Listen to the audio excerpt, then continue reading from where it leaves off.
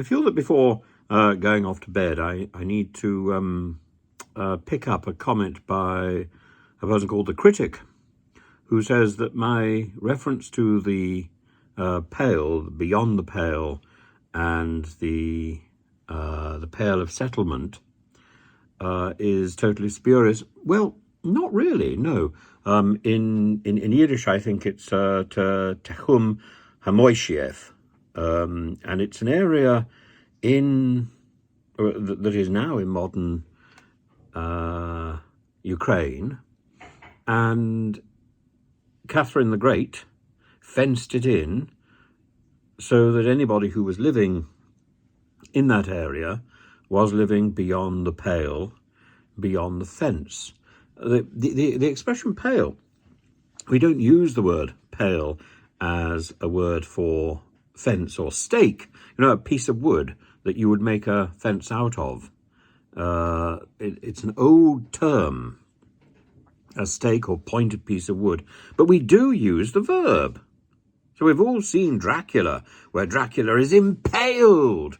To impale somebody is to put a pale through them, literally to put a bit of fencing through them, and that's what happened to Dracula at the end of so many of the films.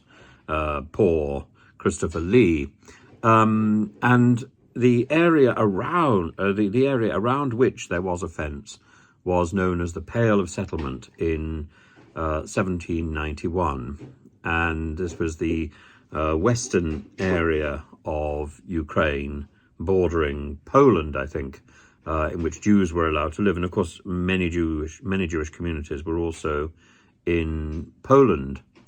And pales were enforced in other countries, particularly in Dublin, the Pale of Dublin, the Pale of Calais, which started in 1360.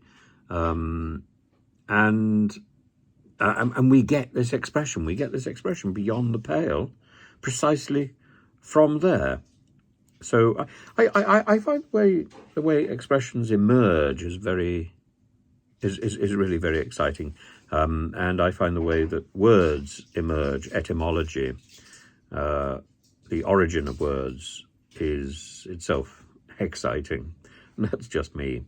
I find it thrilling, and these sort of ideas just pop into my head at quite inappropriate times where I think, oh, I know where that word comes from, or that word seems extremely strange. I wonder where it comes from.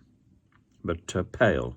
So the next time you want to impale Dracula, you know exactly where that word comes from. It's all to do with a piece of wood that is going to make up a fence.